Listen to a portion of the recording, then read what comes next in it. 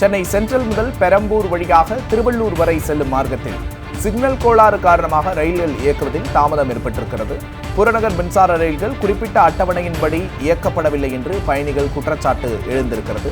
வழக்கத்தை காட்டிலும் 20 முதல் 30 நிமிடங்கள் தாமதமாக புறநகர் மின்சார ரயில்கள் இயக்கப்படுவதாக பயணிகள் புகார் தெரிவித்திருக்கிறார்கள். கூடுதல் விவரங்களை எமது செய்தியாளர் மணிவண்ணனிடம் கேட்கலாம். மணிவண்ணன், வணக்கம். ரயில்கள் தாமதத்திற்கு காரணம் என்ன? கூடுதல் விவரங்கள். வணக்கம். சிக்னல் கோளாறு காரணமாக சென்னை புறநகர் மின்சார ரயில்கள் இயக்கம் என்பது தற்பொழுது தாமதமாகி இருக்கிறது.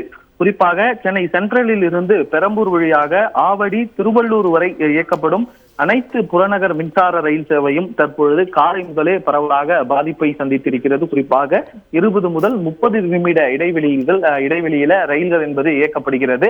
அந்த பீக் ஹவர்ஸ் என்று சொல்லக்கூடிய இந்த நேரத்துல 10 நிமிட இடைவெளியில மின்சார ரயில்கள் இயக்கப்பட்டு வந்த நிலையில சிக்னல் கோளாறு, குறிப்பாக பெரம்பூர் லோகே அருகே ஏற்பட்ட அந்த சிக்னல் கோளாறு காரணமாக ரயில்கள் என்பது தாமதமாக இயக்கப்பட்டு வருகிறது. ஒன்றன் பின் ஒன்றாக ரயில்கள் செல்வதால் அதில் பயணிக்கக்கூடிய பயணிகள் என்பது தற்பொழுது பாதிப்பை சந்தித்திருக்கிறார்கள். குறிப்பாக நாள்தோறும் பல்லாயிரக்கணக்கான மக்கள் புறநகர் மின்சார ரயிலை பயன்படுத்துவார்கள். குறிப்பாக திருவள்ளூர், ஆவடி, அதே போல கும்மிடிப்பூண்டி, அரக்கோணம் உள்ளிட்ட பகுதிகளிலிருந்து சென்னை நோக்கி பல்லாயிரக்கணக்கான மக்கள் வரக்கூடிய நிலையில தற்பொழுது இந்த சிக்னல் கோளாறு ஏற்பட்டதன் காரணமாக பயணிகள் குறித்த நேரத்திற்கு வேலைக்கு வருவதில் சிரமம் ஏற்பட்டிருக்கிறது. அதே போல பள்ளி கல்லூரி மாணவர்களும் தங்கள் படிக்கக்கூடிய இந்த பள்ளி கல்லூரிகளுக்கு வருவதிலும் தற்பொழுது தாமதம் ஏற்பட்டிருக்கிறது. இது குறித்து ரயில்வே அதிகாரிகள் தொடர்ந்து ஆய்வு மேற்கொண்டு விரைவாக சிக்னல் கோளாறை சரி செய்வார்கள் என்று எதிர்பார்க்கப்படுகிறது.